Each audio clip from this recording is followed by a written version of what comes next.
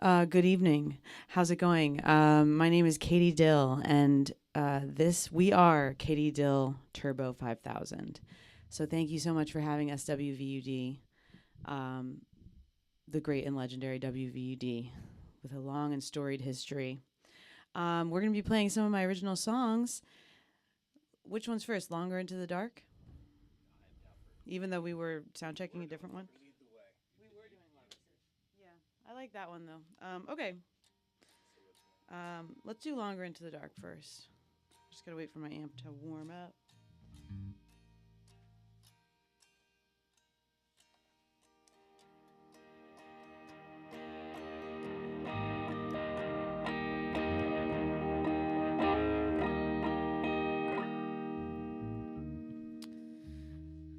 Ready when you are? All right.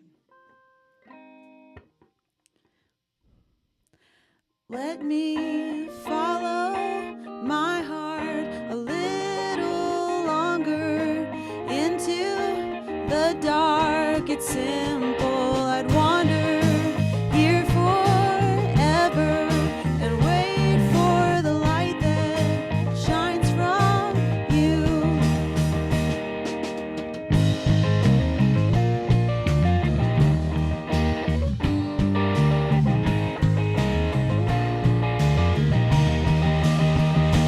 Cause you're my one desire.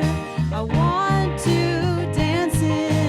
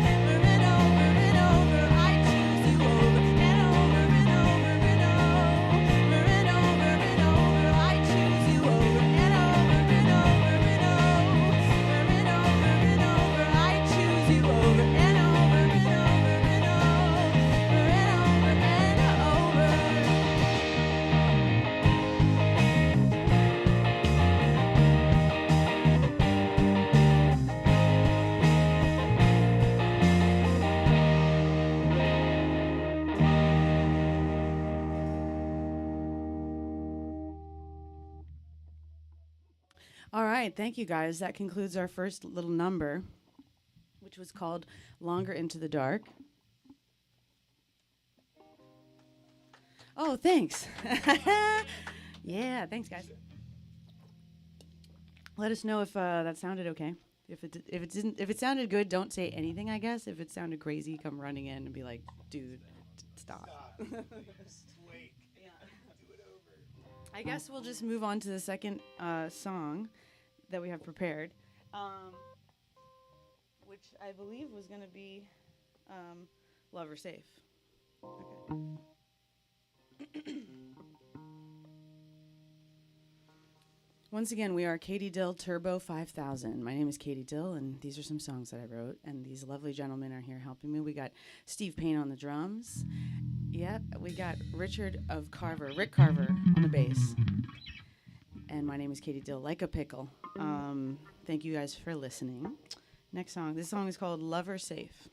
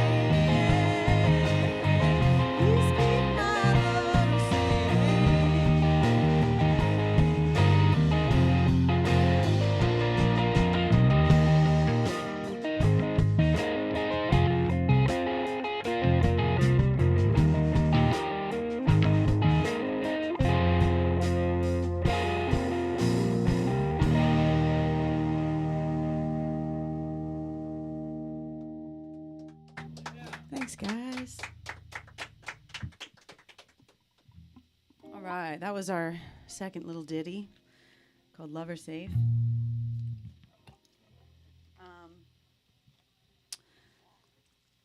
Let's see. We're big fans of WVUD. We listen to it all the time. Shout out Jerry Grant with his wonderful long-standing show. Shout out Mr. Dave, who engineers. He taught me how to scuba dive. I was sick. Long-time listeners. Performed here a couple times over the years, but they're a great crew, so thank you guys for having us. Thank you. Anything we should promote? A show? Maybe. What is it, the 29th, Maker's Alley? If you can go, we're not sure, but probably, maybe. We'll see. How about the one before that? The May 16th at Orpheus Garden, which is in Philadelphia, but it's a house show, so you have to DM them for the address. So, or I guess us, but I will find out for you. Don't DM Steve or Rick. Well, you maybe do Rick, but it'll get to me. Yeah, it'll get to me. We're going to figure out where it is. It's going to be fun.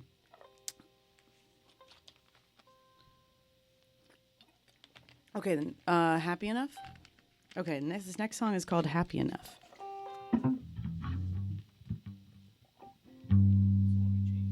To fifth? Yeah.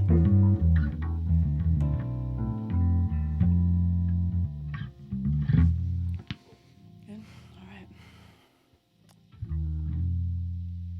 Ready when you are?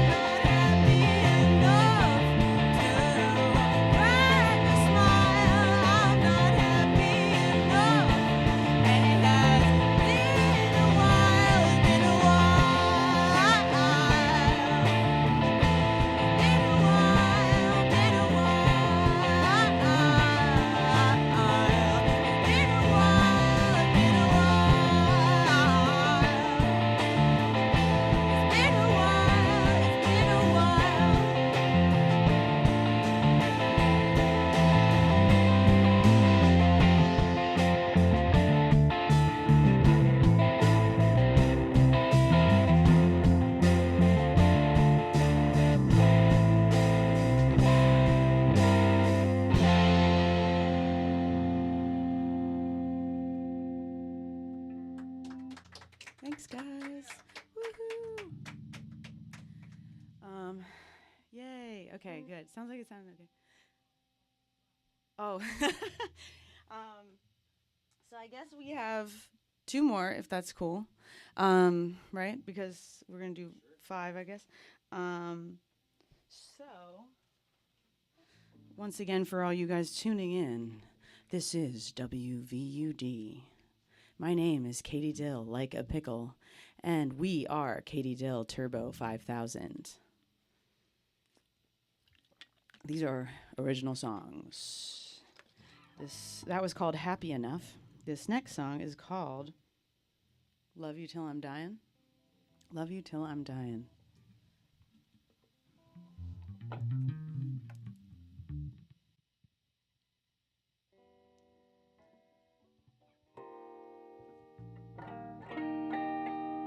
Let's give a couple shout outs. Shout out to Grandeur. Kenny's here. He's supporting us. Shout out to Grandeur and Yet It Moves. Shout out to Rainbow Records. Go see Mike and Melissa. Rainbow Records. They're a wonderful store. They have great shows as well. Shout out to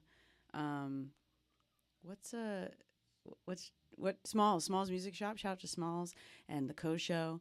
And shout out to Challenger Band, Steve's band, our drummer. They just had a great first show. Fantastic. Shout out to Last Light Apparel, Jonah's brand of fashion stuff that he makes. It's really cool. And thank you for WVUD for having us. I love you till I'm dying. All right.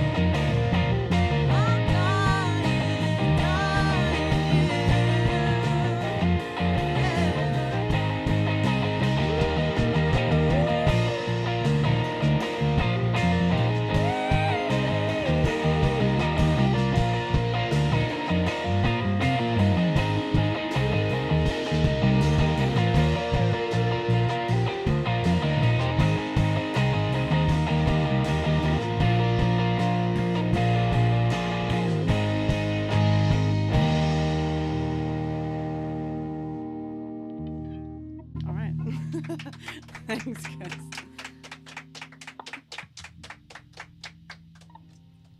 Dude. Well, thanks you guys for having us so far. We have one more left, and then I think we're going to do a little interview. We have been Katie Dill Turbo 5000. All right. Look out for our next record, first record.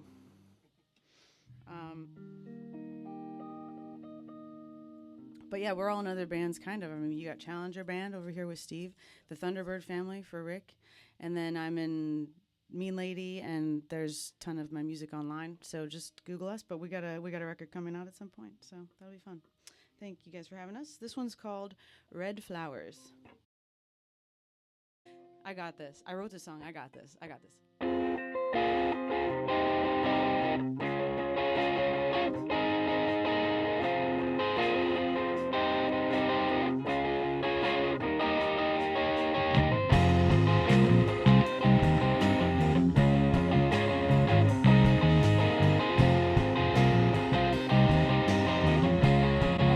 One more time.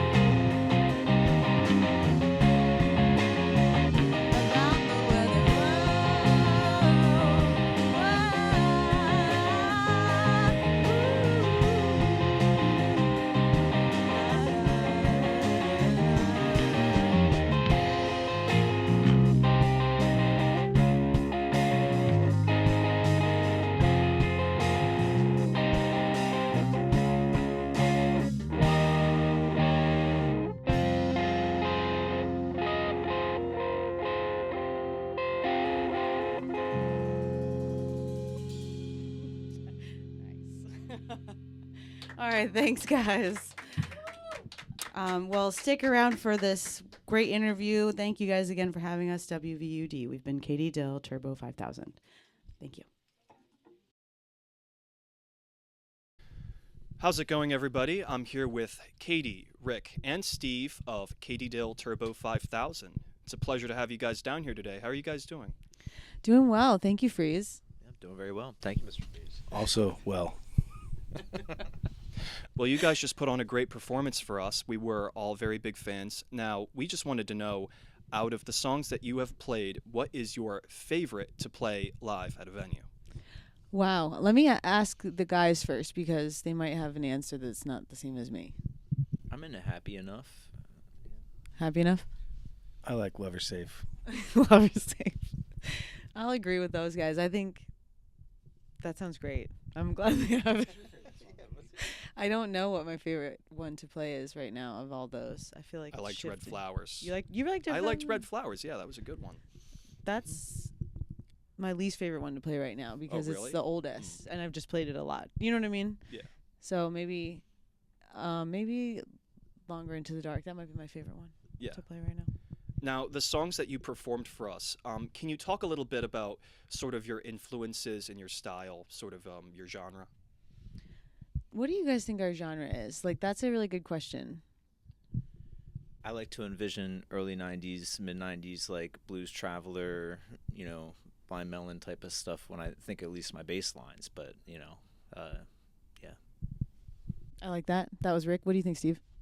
Yeah, I think it's like alternative folky rock. Yeah, I don't know what we sound like, but that's what I would say. I agree. I concur. I did get sort of like low-key 90s indie alternative kind of vibe. So yeah. I love that. I love that. 90s. Let's just say 90s. We sound like 90s. I mean, people like the 90s. 90s they were cool. 90s alternative. Yeah. I feel like if I'm playing I feel like I just kind of wanted to play my favorite type of music, and then these guys get it, and then it's gonna sound like the 90s, I guess, because I was born in 88, so the 90s were what I grew up listening to. I mean, we probably all listened to a bunch of shit like that. Excuse me. Quarter. Swear jar. Post, you're on it. Anyways. So Literally no, one it's rule. yeah. But let's talk a little bit more about the 90s. Are there certain musicians or sort of artists that kind of inspire the way you play the bass or the way you approach singing or drumming? That's a good question. Well, you said Blues Traveler. We're gonna make you stick with that, Rick. All right. Yeah, you have to stick with Just keep on going with the Blues Traveler, yeah. And don't say what I You think know you're what I was going gonna to say. say. It. Yeah, basically, Chris Gaines, the emo artist, otherwise known as Garth Brooks. I usually try and mostly just listen to his music in my day-to-day. That's actually who inspires me to sing is Chris Gaines as well. Just kidding. But this is Garth Brooks' short-lived emo career as Chris Gaines.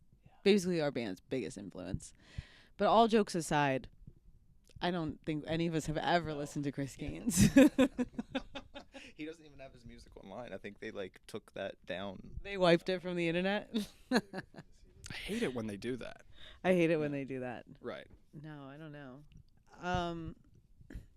As far as singing, I feel like growing up, it's like I changed every year, like the way who I was imitating. You know what I mean? Like I used to imitate like Regina Spektor and Feist and like Mira and like a lot of those type of people, Jenny Lewis, and then eventually you, I guess, just sound like yourself. But I like that kind of genre as well, where it's sort of like, not quite pop music, but poppier songs like within the realm of sort of rock. But it's not hard. I'm not rocking that hard, even if I try. It's not. I'm not going to be able to do metal. We'll Would you see. guys be interested in sort of exploring a more like kind of grungy, more alternative metal kind of sound at any point, or do you feel kind of confident with the sound that you've created for yourselves? Well, we did a live stream not a month or so ago where you laid it down hard. I tried to scream. Yo, you did. I was like, Yeah, we had it was like basically a punk band for a night. it was for like 4 minutes. I think we were a punk band. Yeah, I mean, I'm learning every day, trying to rock harder. Maybe one day I'll finally rock hard. I like the blend of the danciness though too. Like I always, again with Blues Traveler, I'm always envisioning like the end. Was it Kingpin, the movie at the end of that? Is that the movie with Woody Harrelson where it's the bowling thing and is that what it's called? And Bill Murray's hair is. Bill Murray's hair Yeah. and everything, and at the very end they're at the Amish farm and they're on top of haystacks and they're jamming and everybody's dancing. That's what I envision our music. That's what you envision when we play our music? Okay. I gotta watch Kingpin. It's one of the ones I never saw for some weird reason. It's a good one. Okay. So, what is a perfect song to Katie Dill Turbo 5000? What is like the song that is just, this is a perfect song, like this is What is perfection? I don't know. I feel like I feel better about songs now when I write a bridge. Like if it's not just verse, chorus, and then there's like a bridge. Ooh, like not most of my songs don't have bridges, but the ones that do, I'm like, yeah, you really finished it. This song, you know, like you sat down and got your hands dirty and attempted and in like, you know, on purpose finished this song. You know what I mean? Because sometimes it's a task that you get most of the way through and you're like, done, song's done. Like, you know, like, so I feel like that's where I'm at right now. I think I kind of like the ones that feel built out with more parts. What do you think, Rick? What's like the perfect song? That's how I feel too. When they have a couple different things going on, I of course like to have a little bass solo going on in there too. So if we have something that has that area in it before or after a bridge or somewhere in there, I like that. I agree because we're a 3-piece, and Lord knows I don't play guitar riffs. So Rick, as bassist, kind of gets to solo, you know, which is fun. I really like that. Steve, what's your idea of a perfect song? I'm really into like good song structure and like a chorus that gets stuck in your head and like a song you want to listen to over and over again, and it like travels with you in your brain even when you're not listening to it. So like a song like Semi-Charmed to Life by Third Eye Blind, would that be like a good example of it's this poppy song, it's just infectious, absolutely stuck in your head? That's a good one. I like that song. That's the first thing that came to my mind. A baby, I want. And then they got do do do do do do do. So there's so many different hooks. Right. Yeah, that makes sense. Like there's I love it when every single piece feels like a hook. Like you're like, "Oh, love this verse." And then you're like, "That's a great chorus." And you're like, "Can't wait to hear that verse again." And you're like, "The chorus again." And you're like, "This bridge." And then you're like, "Let's hear that chorus one more time." And then fade out with another maybe extra part, like the do do do do do do do. Yeah. And do you feel like kind of the energy of these many moving pieces that are in a song, do you feel like that can kind of translate to how the crowd is feeling, and does that energy kind of rub off on you in a live performance? I think so. I think part of songwriting is knowing when to stop doing the one thing and do something different, right? And I think that has to do with people get bored. Like if you're doing the same thing for too long, but then they do want you to do it again, but they want you to stop for a while and do something else. So I guess like that has something to do with people's attention span and stuff like that. I don't know. But yeah, live, I don't know. What do you think about live though?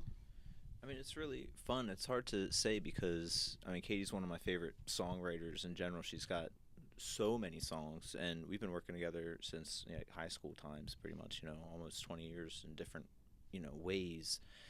She's got a lot of awesome solo material that those songs, a lot of those are where we're pulling from as well. And so they have these earworm hook things that have been stuck in my head for a while. So when I get to play them now in a band way, I feel like there's more energy that I'm excited to play those. And I see now like a lot of the crowd is starting to kind of know those ones that we're playing. And I think like those hooks are really important to have, they're cool. Do you have anything to say about live audience interaction, or should we go to the next question? Yeah, let's go to the next question. That was great. That was a great answer. So, Thank you. So talk about how you three met each other, and talk about the process of forming your guys, Katie Dill Turbo 5000. Like, how did you guys meet? How did you guys form this band?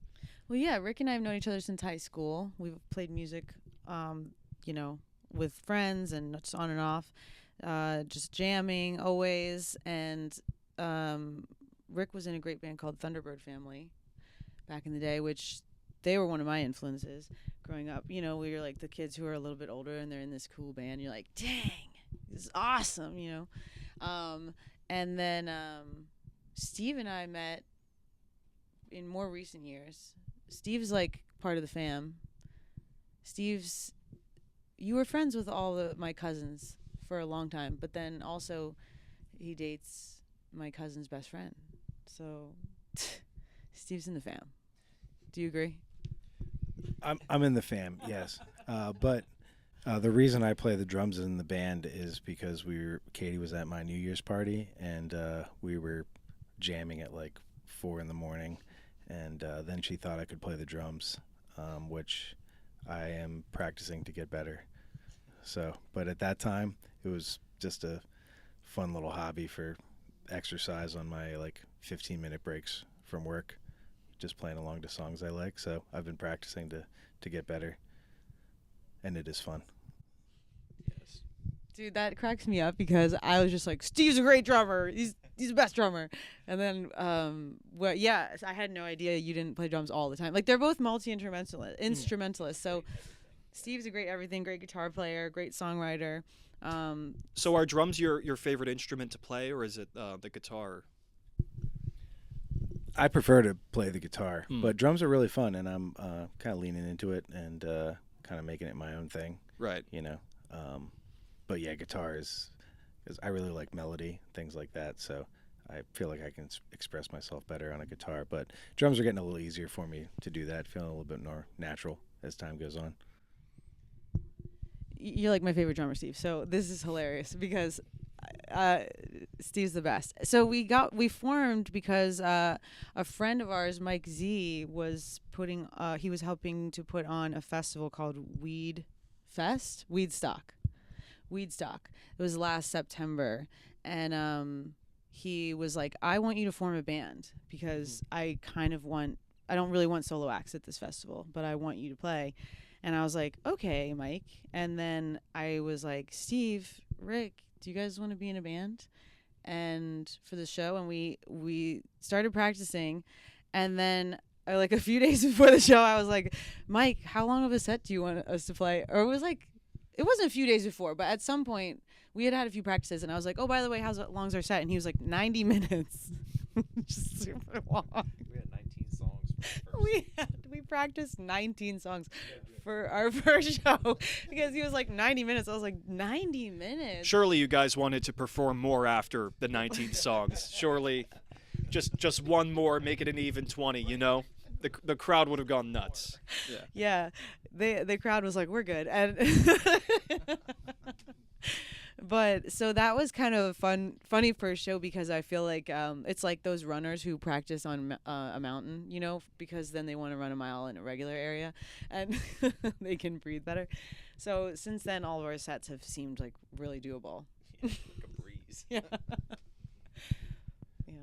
Well, we're super happy to have you guys down here for our live lounge. That's going to conclude our interview for today. But before you guys sign off here, is there anything that you'd like to promote? Anything upcoming? Yeah, our next show is May 16th at Orpheus Garden in Philadelphia. DM us for the address. And after that, I'm not sure what we're doing, but what do you maybe Maker's Alley on May 29th. It's a lead up to the Ladybug Festival. Anything else you guys would like to? What about the Sunday stuff or whatever you're doing?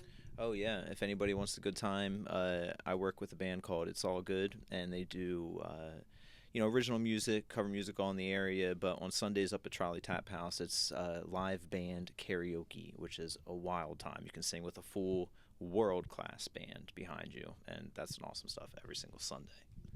That sounds awesome. Steve, anything you want to say?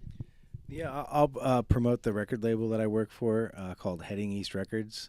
My band Challenger is on that, and there's also a bunch of other cool bands that are from the Philadelphia area and some people that are from Boise, Idaho, and Connecticut. So a lot of good bands. Check us out, support us. Thank you. Yeah, Challenger is awesome. Yeah, Challenger's amazing. We all went to their show the other day. It was like a Heading East festival. And shout out Fred Mascherino. Shout out Taking Back Sunday. Shout out Boy Sets Fire. But anyway, dude, it was great. So that would be a great thing to look into. Yeah. I'm sorry. I think we have one more question. Okay. This is tradition here at WVUD Live Lounge, but we wanted to know, what is your Subway order? Oh my God.